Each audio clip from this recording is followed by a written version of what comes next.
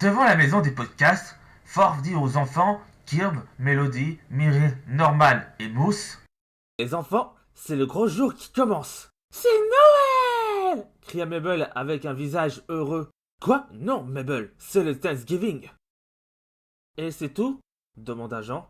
Parce que nous, en France, on ne fait pas ce genre de choses. Ni au Japon, ajouta Splinter. Les gars, pour la première fois, on va pouvoir faire cette fête, que ce soit les Français ou les Japonais, dit Mikey. Eh bien, oui et non. Car au lieu du Thanksgiving, vos parents vont venir aussi, dit Ford. Mais son frère lui empêcha que les parents des jeunes viennent à cette fête. Ford, écoute, je sais que c'est bien d'inviter les parents des amis de Dipper et Mabel, mais si tu les amènes ici, ils vont découvrir la famille Lod et qui sait, ils vont emmener leurs enfants chez eux. Eh bien les tocards, soyez heureux avec vos parents, parce que nos parents ne vont pas venir. Je vais pouvoir commander une pizza et me relaxer, dit Marc. Tu oublies Johnny et sa petite amie, frangin, dit Jean. Mais Irving semblait très inquiet pour Lincoln.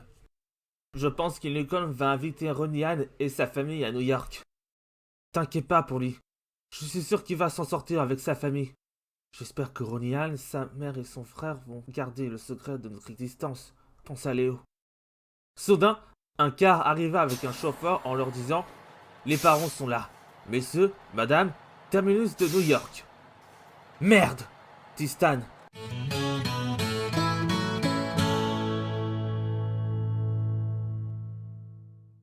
Dans la maison des podcasts, tous les parents des jeunes sont là, y compris le frère de Jean et Marc, le frère de Squeezie et la sœur d'Alice. Ben dis donc, frangin, tu as fait fort d'inviter les parents des enfants, ainsi les parents de Dipper et Bubble, dit Stan à son frère. Maman, papa, voici les frères adoptifs d'April et leur père, dit Mabel à ses parents en le montrant du doigt aux tortues et à Splinter. Et c'est ici que moi, Jean et les autres, qu'on est en train de jouer aux jeux vidéo, regarder des films et manger dans le salon, dit Alice. Avec les frères d'April, on a passé du temps à manger des pizzas, sauver le monde entre des super méchants comme des ninja foot, les Krang et même les méchants mutants. Alice, ma petite sœur, quand tu avais 12 ans, je voulais que tu sois une fille au coin du feu. Mais tu voulais pas, dit sa grande sœur. Non, Margaret, c'était il y a 2 ans, tu te souviens? En plus, tous les filles de mon âge se moquent de moi, et du coup, j'ai décidé de plus aller à Danville. Je vois. Florent! Cria une voix familière. Quoi? Lucas, on sort ensemble. Regarde, on est jumeaux. Hein? Qui est le vrai Squeezie? Hein? Demanda Florent, le frère de Lucas, avec un visage heureux. Putain, pourquoi nos sœurs et nos parents ne viennent pas? Allez, frangin, c'est juste nous deux, entre garçons, traîner ensemble, comme des potes. Florent, tu peux arrêter de m'embêter et de communiquer avec moi? Je veux pas que Lenny soit là pour voir que tu es mon père. Qui est Lenny? Une copine à toi? Oui, mais s'il te plaît, ne fais pas n'importe quoi. Soudain, quelqu'un frappa derrière le dos de Florent. C'était Alice. Alice, je t'ai déjà dit de ne pas frapper des personnes si je ne suis pas disponible, dit Margaret à sa petite sœur. Veuillez m'excuser pour ma petite sœur. Il est un peu bizarre parfois. Oh, ça n'a rien, madame. Ils se regardèrent droit dans les yeux. Margaret dit. Mon nom est Margaret. Moi, c'est Florent, le frère de Lucas. Et je croyais que vous êtes la sœur d'Alice, dit Florent. Vous avez vu juste, Florent. En regardant Margaret et Florent, Alice dit à Squeezie. Hé, ton frère et toi vous ressemblez. T'as dit quoi? Dit Lucas. Devant eux, Marc regarda le frère de Lucas et la sœur d'Alice. Ça va être terrible, dit Marc. Vous voyez, c'est pour ça que mon père et ma mère ne viennent pas à cette journée des parents. Non, non, c'est juste qu'on a notre grand frère et sa petite amie, dit Jean. Monsieur Stanley Pines, je me présente, je suis Ajo Morak. Et voici mon mari, Ajo Morak, dit l'homme en chemise noire avec son mari. Irving marcha devant les deux hommes. Hey, vous ressemblez au personnage de Men in Black, dit Irving en les regardant. Peut-être. Écoute, petit, pourquoi tu vas pas voir tes parents, dit l'agent. Irving retourna voir Splinter, sa mère et Lars. Donc, comme je vous l'ai dit, monsieur Pines, on est les parents gays de Tambry, dit l'un des pères de Tambry. Mince, fais quelque chose, Fan. Vite, vite. pensa Stan. Et, heureusement, il avait une idée. Vous avez raison. Peut-être que je vais vous faire visiter la maison des podcasts. Désolé, mais mes parents et moi-même, on a déjà visité l'intérieur de la maison, y compris les autres, pendant que vous parlez avec le grand frère de mon cousin, dit Jonathan. Bon je crois qu'il en reste une chose à faire. Une visite de la ville de New York demanda le père de Dipper et Mabel. Pas tout à fait. Je vais vous faire visiter la petite ville de Manhattan. Et après, on va faire une petite visite dans le jardin pour voir ce que vos enfants ont fait. Alors que tout le monde partirent visiter la ville, Mark s'assoit devant le canapé pour allumer la télé et jouer à GTA V. Amusez-vous bien! Faites attention à ne pas vous faire agresser dans la rue! Oh non, toi! Dit Stan. C'est la journée des parents aujourd'hui. Ce qui veut dire que vous devrez être une famille joyeuse. Stan poussa Johnny devant son frère Mark, collé entre lui et sa copine. Quoi? Jusqu'à l'un de tes parents vient te chercher, vous trois, vous allez devenir une famille parfaite. Compris? Demanda Stan. Oui, monsieur Pines, dirent Mark, Johnny et la petite amie de cette dernière. Après 1 heure d'une visite en ville, les enfants de podcast, leurs parents, retournèrent dans la maison où ils allèrent dans le jardin. C'est bien, Mabel, mais je crois bien que ce château est bien en carton et... Hé, maman, tu veux que je montre les inventions de Denis? Demanda Dipper en coupant la parole à sa mère quand cette dernière parla avec sa fille. Elle regarda son fils en lui disant « Je suis désolé, Mason. Ton père est en train de regarder le château de Mabel qu'il avait fait avec Dandinou. » Elle regarda Dandinou. « Non, maman, je l'ai fait avec ma copine, Pacifica, Candy et Grinda, » expliqua sa fille. « En parlant de ton père, il est où ?»« Je suis en haut, chérie, » dit son mari. « T'es sérieux ?» demanda sa femme. « Est-ce que tout le monde s'amuse bien ?» demanda Stan. Oncle Stan? Bien! Joyeuses fêtes des parents et le Thanksgiving! Ça vous dérange pas si je vais aller voir Denis pour son invention?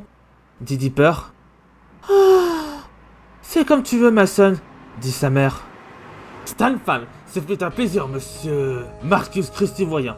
Je suis le père de Jonathan, dit l'homme qui semblerait être le père de Jonathan. Tiens, salut monsieur Pans, dit Jonathan. Je vous ai pas vu depuis que vous aviez affronté Bill pendant les invasions d'Israël, ou après que vous aviez trouvé où se cachait Splinter dans les égouts, dit Jonathan en se souvenant du passé avec les Loel, son cousin, les podcasts et les Tortues Ninja. Oui, je me souviens. Mais, tu peux me laisser seul? Pourquoi tu joues pas avec ta chérie? Demanda Stan. Ok. Pendant ce temps, Johnny et sa petite amie regardèrent ce que Jean et Marc font. Jean discutait avec Albert, Léo, Thompson, Mindy et Aurélien. Excusez-moi, dit une femme avec une blouse blanche qui marchait avec un homme avec une blouse blanche. Ils ont l'air nerveux. Hé, vous êtes les parents de qui? On n'est pas les parents d'un des enfants d'ici. On est les créateurs de Dark Jean, dit la femme aux blouses blanches. Et on voulait savoir si ses amis ou d'autres scientifiques de la ville de New York n'ont pas fait des expériences sur lui. Qu'est-ce que vous voulez dire? Demanda la petite amie de Johnny. Il a d'être le labo pendant 1 mois et il est revenu pour disparaître les personnes qui sont mortes, cria la femme aux blouses blanches. Dark Jean marcha avec sa copine Dana. Salut. Les 2 scientifiques ont sauté durant l'apparence de l'ado de 16 ans avec une peur. Johnny rit gémissement. En parlant de disparition, il est où Marc? Demanda Johnny. Donc Pacifica? Je n'avais jamais vu tes parents avant, dit Marc en parlant avec sa petite amie. Tu parles d'une journée des parents? C'est le Thanksgiving que je vais manger avec un gars comme toi, énerva Pacifica. Tu devais être Marc Christy Voyant. Ton frère m'a parlé de toi, dit le monsieur qui semble être Preston Northwest. Merci. Vous ressemblez à un homme d'affaires, dit Marc. Papa, il est où maman? Demanda sa fille. Ne t'inquiète pas pour elle. Elle est avec une femme avec des lunettes noires, dit son père. Mikey, en voyant Marc et Pacifica, leur dit « Vous aurez dû être une famille parfaite. Toi, Marc, tu joueras du basket. Quant à toi, Pacifica, tu feras de la main avec tes amis. » Marc frappa Mikey sur son visage et il marcha.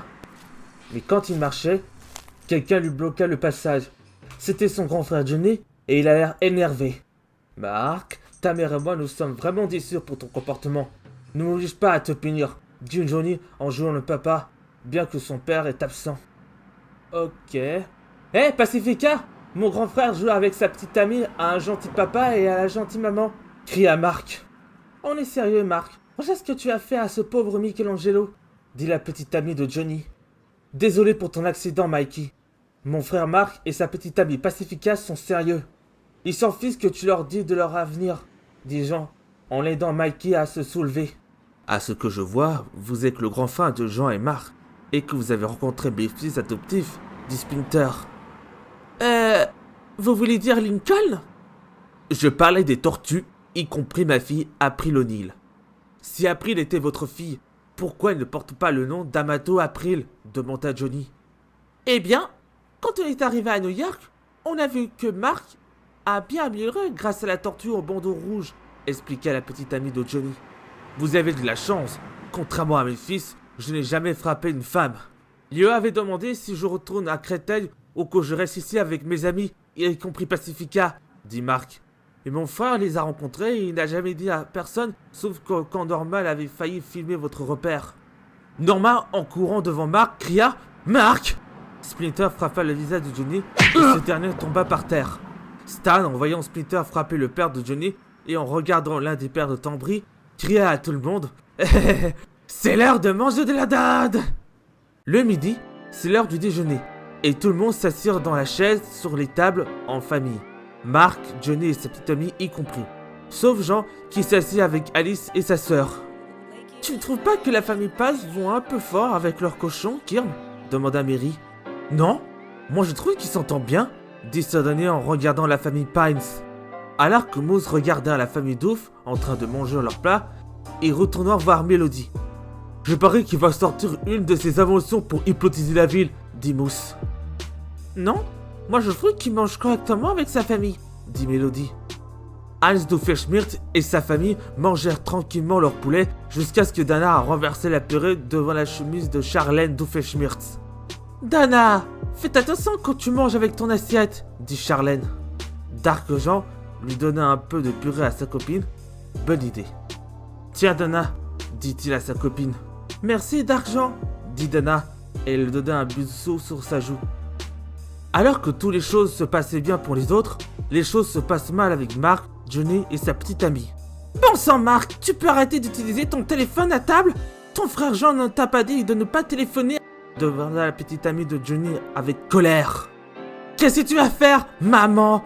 Ne pas m'en occuper de moi pour que je me calme en Californie avec un moniteur? Demanda Marc en colère à son tour. Alors, comment ça se passe la famille? Demanda Stan. Tout se passe comme prévu, Monsieur Pines, sauf avec Marc, dit Johnny.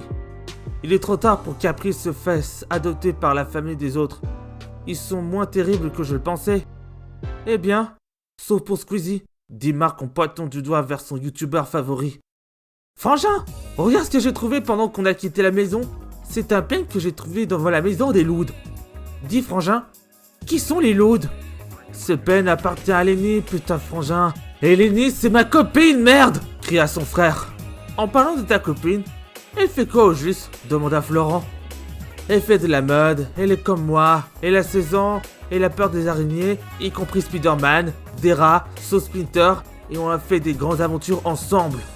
Ah! Et ce n'est pas tout! On joue par choix aux jeux vidéo ensemble, faire des études, s'entraîner avec Splinter, manger des pizzas avec des tortues ninja. Cool! Est-ce que je peux leur parler que tu es en couple avec la fille Loud? Ils sont des filles et un garçon.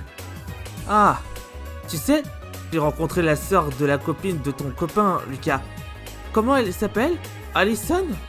Alice, en fait, mon petit ange, dit Margaret en s'approchant de sa table vers Lucas et son frère et à côté de ce dernier. Tu vas manger ça? Demanda Mabel, sortie de nulle part avec Mikey et Irving à ses côtés. Alors, Florent, vous faites quoi comme travail en tant que frère de Lucas? Demanda Margaret en s'asseyant à côté de Florent. Je travaille à l'école de Saint-Denis, après que ma famille ont déménagé jusqu'à Paris, dit Florent. Ok. Et vous? Eh bien, je travaille à la mode il y a environ 3 ans. Irving retourna voir Albert, les tortues, sa mère, Lars, April et Splinter. Albert, dit son petit frère. Oui, Irving? sais, peut-être que Maître Splinter et notre mère vont se marier un jour. Il fait un visage joyeux. Oh, tu penses qu'ils s'aiment? Hein? Peut-être qu'ils vont se marier? J'ai toujours voulu avoir 4 grands frères et une grande sœur. Preuve sur les lions. Albert regarda sa mère et il retourna vers Irving en lui disant « Pas si je l'empêche !» Albert, en voyant sa mère manger à côté de Splinter, marcha devant eux et il leur dit « Dis maman, tu ne trouves pas que toi et Lars, vous êtes, comment dire ?» Il essaya de lui donner des réponses ensemble. « Pourquoi? Tu veux qu'il soit un papa ?» demanda sa mère. « On dirait que ta chatte Dina ne s'entend pas très bien avec mon chien Chico, dit Jean en voyant Chico et Dana qui sont en colère. Je crois que tu as raison.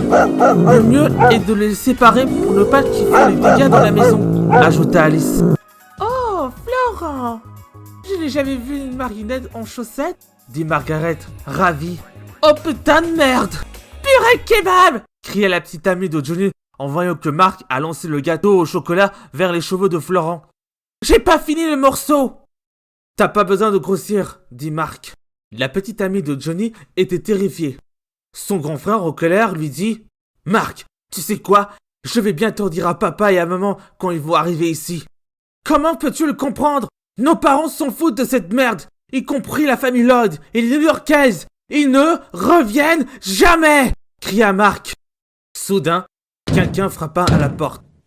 2 personnes, un homme et une femme, entrèrent et il leur dit « Bonjour tout le monde, dit l'homme. Nous sommes les parents de Johnny, dit la femme. D'accord, dit Léo. Avez-vous vu notre fils, Johnny? Demanda la mère de ce dernier. La famille Dubois, April, les tortues, Jean, Alice, Johnny, son frère Marc, la petite amie de Johnny, Stan, Hals et Charlène regardèrent Vanessa.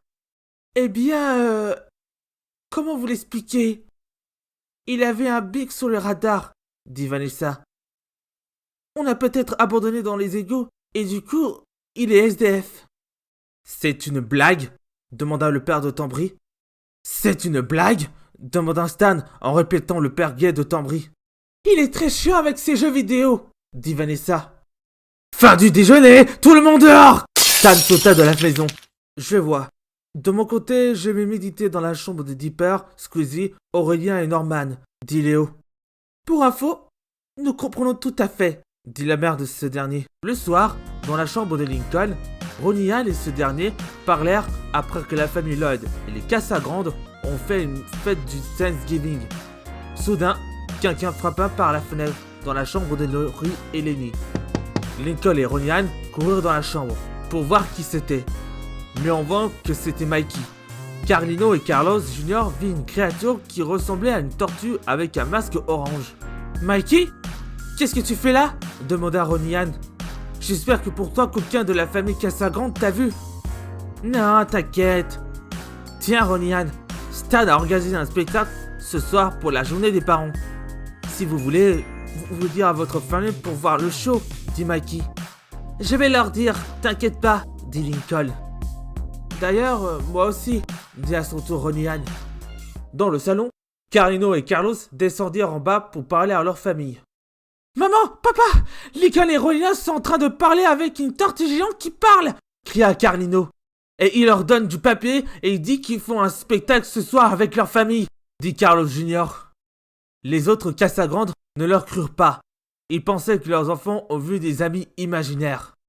Des monstres géants qui parlent? Pitié, dit Carlotta. Mais ce n'est pas une blague, et en plus, ils parlent. Rita, Lindsay et Maria appelèrent leurs enfants en bas. Les enfants? Lincoln et Ronnie Hall descendirent les escaliers. On peut en parler en privé, dit Lindsay. La famille Lloyd et les Santiago montèrent dans la chambre pour une discussion. On ne savait pas que Carlino et Carlos Jr. nous observent, dit Lincoln.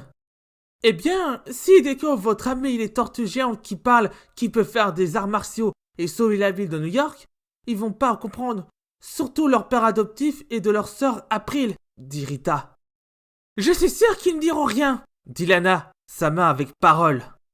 Donc, ils descendirent les escaliers pour parler avec la famille Cassagrande. Mais ils virent qu'ils ont disparu. Oh non, c'est affreux! Si les Cassagrande découvrent les tortues, On est tous cuits, dit Lenny, effrayé. Tu as raison, Lenny, dit Rita à son tour. Dans le jardin des podcasts, Stan dit aux parents des jeunes: Eh bien, quelle aventure! Terminons notre dernier activité avec un spectacle de vos enfants. Commençons par un spectacle par un tour de magie. Malin Dan regarda sa fille. Dit Wendy: Ton copain là, il avait l'air sympa, dit-il à sa fille en pointant du doigt à Albert. Oui, il est cool et gentil. On avait traversé des épreuves pour rencontrer les frères d'April. Au début, Albert m'a montré les photos de Ralph. Puis, on a été engagé par les Dragons Pauvres pour détruire les Tortues Ninja et leur père. Et on est devenu amis avec le frère d'Irving, expliqua Wendy à son père. Je vois. Et en parlant d'amis, c'est qui eux? Dit Malin en voyant des personnes qui arrivent dans le jardin des podcasts. Les enfants, leurs parents, y compris Kirby, Moose, Melody, Mary, Ford et Norman, les regardèrent qui révélaient être les Cassagrandes. C'est eux la famille Lloyd dont tu parlais, Jonathan? Dit Marcus à son fils. Quoi? Non, je les connais pas eux. Et ce ne sont pas la famille Lloyd, dit son fils. Vous êtes sûr? Même s'ils ne sont pas de la famille, vous ne les connaissez pas? Dit le père de Dipper. Pour être honnête, non, je les ai jamais vus, dit Jean. Dit Ambry. Moi non plus, dit Alice. Du jamais vu, dit Thompson. Non, dit Denis. Vous voyez, c'est la créature qu'on avait parlé. Carlino s'arrêta et y virent 3 autres tortues et un rat géant. Carlotta et Frida Pulga étaient effrayés par un rat géant. Ils sortirent leur téléphone pour appeler la police. Mais Stan jeta d'argent par terre. Ok. Venez tout le monde, je veux faire un tour de magie. Oh mon Dieu, pas ça! Cria le scientifique. Jean sortit son téléphone pour appeler Lincoln. Linky, tu connais ces personnes qui sont dans le jardin? Dans la cuisine, Stan était très fâché et il regarda Johnny en lui disant: Johnny, vous ne m'avez jamais laissé tomber aussi loin que je me souvienne. Et je sais que vous ne ferez jamais ça. C'est pourquoi j'ai besoin que chaque morveux montre à leurs parents, peu importe c'est quoi leur aventure de la ville dangereuse, c'est soit ça, ou je me dirige vers le Super Las Vegas. Je n'ai jamais entendu parler de Super Las Vegas, dit la petite amie de Johnny. Considérez-vous chanceux. Et il s'en alla pour voir le spectacle des jeunes. D'accord la famille, vous avez entendu l'homme? Nous devons montrer à quoi que ce soit. Marc était et regarda son frère. Dis-moi frangin, ta copine, tu veux pas la voir? Elle est avec ses parents, dit son frère.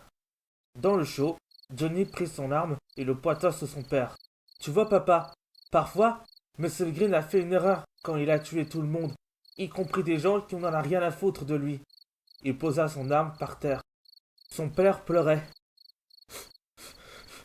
J'aurais aimé savoir quand tu es fan de lui et Dante, dit son père. Merci Jonathan. Et ils font un câlin, sauf leur mère. Tout le monde applaudit.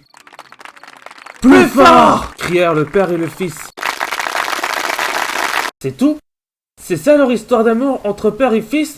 Demanda Marc en voyant le premier. Allez frangin, je crois qu'il est bientôt l'heure de faire notre show, dit Johnny. Attends, le suivant va être pire. Bubbles, son père et dans de nous font leur rôle des personnages médiévaux. Vous avez entendu mes confrères? Le danger approche, dit Mabel. Puis, elle vit derrière sa mère déguisée en dragon, sauf qu'elle avait des cornes et une queue. Grand frère, petit frère, voici le dragon cracheur de poison! Ouah, dit sa mère en faisant le rôle du dragon, mais elle ne crie pas. Petite sœur, qu'est-ce qu'on fait? Demanda son père dans le rôle du grand frère. J'invoque! Mabel s'approcha de sa mère. Câlin de famille, dit Mabel en s'approchant de sa mère. Son père et nous s'approcha de Lily, la mère de Mabel, pour lui faire un câlin aussi. Oh. Crièrent tout le monde quand ils virent Mabel, ses parents et son petit cochon quand ils font des câlins en famille. Oui! Cria Stan avec un visage heureux. Putain, non! Cria Marc. Bon Marc, tu viens avec nous et on va chercher Jean, dit Johnny. Jean est avec sa copine. Dans le show, les Lloyd et les Santiago ont finalement retrouvé les Cassagrandes, qui sont en train de regarder le spectacle. Carlotta est à côté de Birgit et Carlos avec Thompson. Ronia et Lincoln et leur famille les rejoignent. Lenny court vers Squeezie et il s'assoit avec lui. Je me demande où est Florent, pensa Squeezie. Derrière le show, Jean demanda à Alice. Alice, où sont Marc, Johnny et ta sœur? Je ne sais pas, je crois. Hé, je croyais qu'il était avec toi, dit Alice. Eh bien, il est clair qu'ils ne sont pas. As-tu vérifié? Chico et Dina s'arrêtèrent de s'énerver et virent leurs amis s'énerver pour leurs frères et sœurs. Alice! Et maintenant, la famille Doofenshmirtz, dit Stan. Quand les rideaux ouvrirent, Hans et Charlène jouaient aux parents. Bonjour ma fille, comment ça s'est passé à l'école? Dit Hans. Papa! Soudain, ils virent sous leurs yeux Forel et Marguerite qui sont tout nus en se cachant dans les buissons. Le public était dégoûté, à l'exception de Carlino, Carlos et Lana. Salut Lucas, dit son grand frère. Oh mon Dieu, je peux pas voir les gens tout nus dans le spectacle, dit l'aîné en mettant sa main sur ses yeux. Non l'aîné, regarde, il a toujours sa marionnette. C'est pas ta sœur Alice, dit Jean.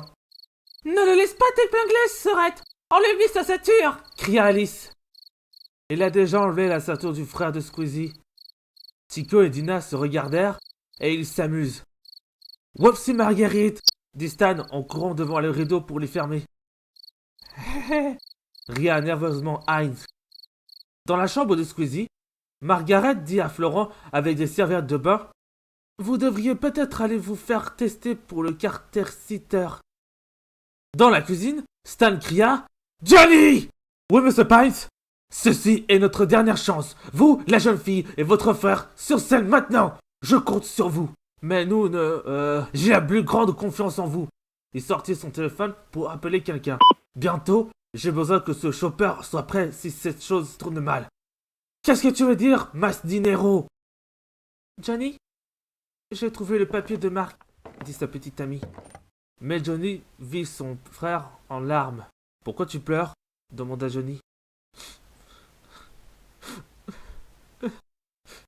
Ouvre le papier et tu verras, dit Marc.